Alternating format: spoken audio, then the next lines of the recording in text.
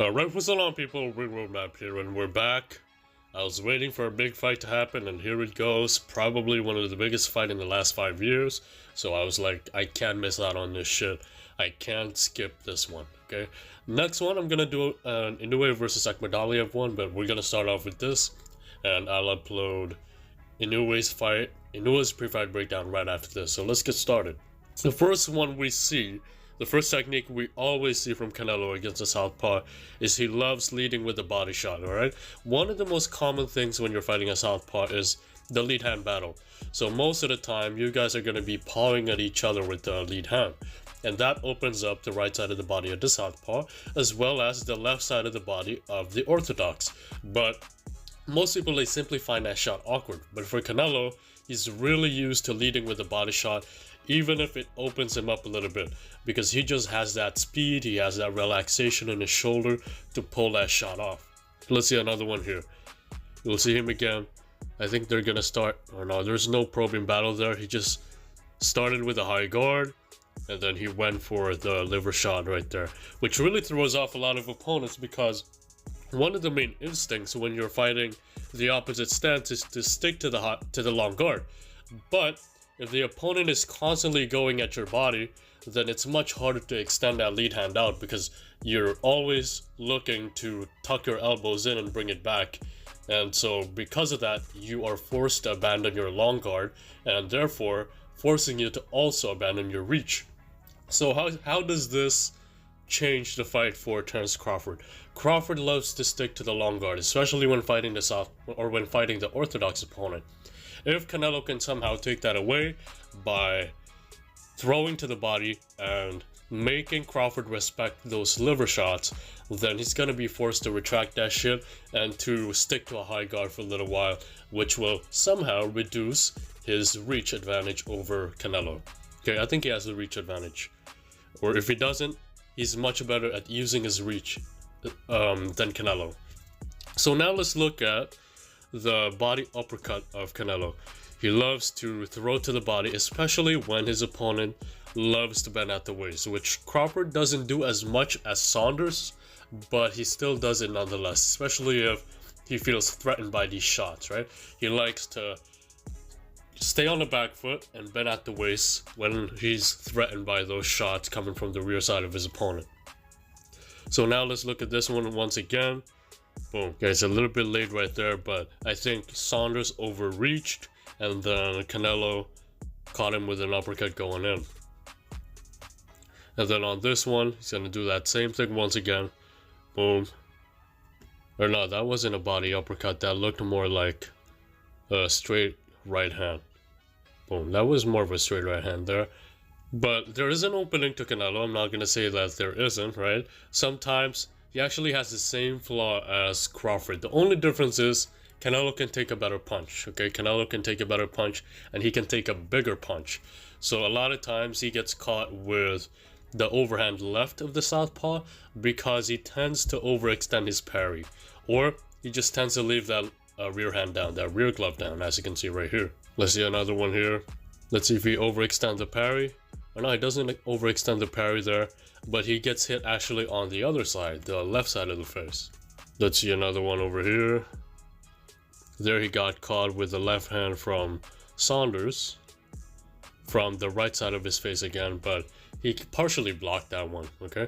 So this is something that Crawford can take advantage of, especially when Canelo gets wild with those straight right hands and those overhand rights. Crawford can step back, or he can pull back, lean back on the back foot, counter him with a short left, counter him with a left uppercut. Now, the question of whether it's going to hurt Canelo or not is still in question, right? But I do think that Crawford has the ability to land those shots simply because Canelo's feet are not the same, okay? Let's admit that Canelo's feet are not the same. His upper body movement is still there. His head movement is still there, but his feet is not as quick as it used to be, okay? But who knows, maybe this fight will take out sides of Canelo that we've never seen before, right? Maybe we'll see some of his hidden footwork that we haven't seen in his last fights. So that is also a possibility. Next one we see with Canelo, he's really good at this, is when his opponents try to get in on him, or when he misses a shot, he instantly goes to head control. So he uses that glove, pin the head of his opponent, and because he's really strong and he can hold his opponent's head down, even if he misses a shot, or even if his opponents somehow can cut the distance and get out of the center line, he still controls where their head goes. Okay, so he uses his gloves to pin the head of the opponent. And then here you see that again, he's going to use that head pin or that head control to land the uppercut now. So you see Saunders ducking too low, he pins the head, and then he goes for an uppercut right away. The next thing we see, which Madrimov really found to be effective against Crawford in the last fight, is step feints. And although I wouldn't say that Canelo has as quick of a feet or as quick of footwork as Madrimov, I still think that he has some of it left in his bag. Okay, he still has some of his step feints that he used to do back then, and he still has the speed to pull these off and to do it if the moment or if the situation warrants him to do so. So if he finds that he needs to execute or to try foot feints in order to get Crawford to overreact and to open himself up, I think Canelo can pull it off. It's just that for his past opponents, they never really stopped running. They never really stopped planting, or they never really planted their feet to where Canelo can make them react. They only tried to survive, and that's why Canelo wasn't able to utilize as much feints, in addition to the fact that a lot of those opponents were not really, or they did not have the same reward factor as Crawford has. So you look at guys like Skull, you look at guys like Berlanga, you look at guys like Jaime Munguia. These were solid prospects, don't get me wrong, but I don't think that it will take out to the same fire in Canelo as Crawford will do. So there's going to be a lot of changes here. Canelo's going to take out a lot of fire from Canelo, and Canelo will take out a lot of fire from Crawford that we probably have not seen. And that's what makes this fight so exciting. Then here you're going to see him again use these small steps to fake, and then he finally lands a body hook right there. This is something that I definitely want to see, because one of Crawford's weaknesses is, because he's got that long guard, he tends to use his hand defenses way too much, especially when his opponents love to feint a lot. And that's what we saw with Madrimov. He overextended his parries, he overextended his hand defenses, he overextended his lead arm whenever Madrimov was trying to cut the distance, and because of that, he was able to, or he opened himself up for the sneaky shots of Madrimov. Luckily, Madrimov did not have the one-punch power to really wobble Crawford. And then the last thing we see from Canelo, which I think will really turn this fight around, is the overhand right. This is the punch that you guys has got to watch out for. A lot of people praise Canelo for the uppercut, for the left hook, but a lot of people forgot about the nasty, nasty overhand of Canelo. Sometimes people get used to his straight right hand so much they forget about that overhand, and they overextend that parry.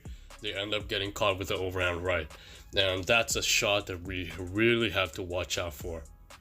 Now let's look at the last fight of Crawford with Madrimov. Just some quick clips right there before we cap off this breakdown and before I give you guys my prediction on it. Alright, so let's now look at Madrimov versus Crawford. Only a few pointers here really. The first one we see a lot from Crawford is the circling lead hand rhythm. So what we see a lot is after he jabs, he tends to have this circling motion with his lead hand, as you can see right there, okay? So he's gonna jab first, and then he's gonna have that circling rhythm with his lead hand.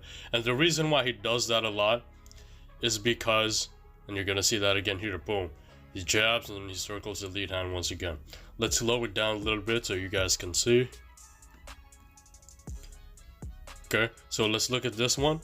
He's gonna jab, and then he's gonna jab once again, circle that lead hand, and it opens him up for a brief second. The reason why he does that a lot is because he wants to keep it loaded to throw a check right hook over the top. Okay, now the main question is, how is Canelo going to work around this lead hand control, or this lead hand offense that Crawford has? You know, he goes from a jab, and he's always circling the lead hand to be prepared for a check hook anytime his opponents try to come in on his jab, okay?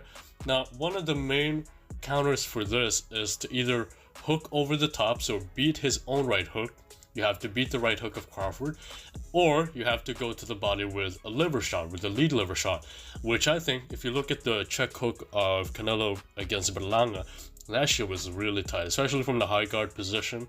That shit was really tight, and I think he can beat Crawford's right hook if he just times it well. So he can either go to the body with the liver shot or come over the top with the left hook. So come over the top of the right hook of Crawford with his own left hook.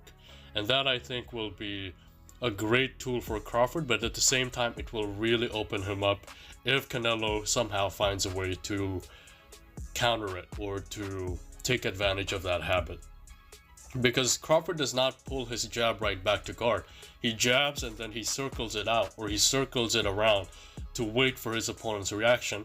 And then when his opponent reacts, he throws a right hook over the top. But if the opponent doesn't react, then he's left with the long guard. His chin is left open. The right side of his face is left open. And that will be something that Canelo can take advantage of.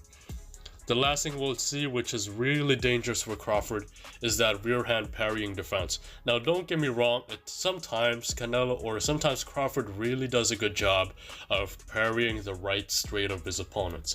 But it's not necessarily the easiest thing to do, and a lot of southpaws don't really defend this shot for a simple reason, and that is that you are really taking a risk by parrying the straight right hand, because first of all, you tend to be open for the overhand right, and secondly, it's really hard to time it. So as you can see here, he was able to parry, or to at least do a parrying motion, but he didn't do it on time, and he got caught with an overhand right there. Then here he got caught with 3 overhand rights, and as a bonus clip, you guys can look at the Mean Machine fight, and you guys will see there that Crawford got caught with the same overhand right. Some people call it a knockdown, some people call it a slip. I think it's a knockdown, and it was because of that same habit. He overextended his rear hand parry, and that, I think, is the reason why we have to watch out for the overhand right of Canelo Alvarez. So let's now get into my prediction for the fight. I don't think neither of them will knock down each other, simply because I don't think that Crawford will take as many risks as he's talking. You know, he's been talking like he's gonna come in there to fight toe-to-toe with Canelo. I don't think he's gonna do that shit. He's gonna do what he does best, okay? He's gonna use his footwork. He's gonna move side to side. He's gonna use that long reach, okay? He's not gonna back up as much of the words that he's been saying. He's not gonna stand there toe-to-toe with Canelo. He's not gonna plant his feet and stand at the center of the ring. No, fuck no, I don't see that happening. He's gonna use his reach, use his footwork, use his head movement. He's gonna use his sneaky counter punching, and because of that, I don't think Canelo will KO Canelo, or he will KO Crawford. Now, if Crawford decides to take risk, and if he somehow decides to make the fight exciting, I'm gonna go for Canelo via late TKO, and it's gonna be the same result as planned. Canelo's gonna start by digging the body. Eventually he's gonna catch Crawford with a clean left hook or a clean overhand right.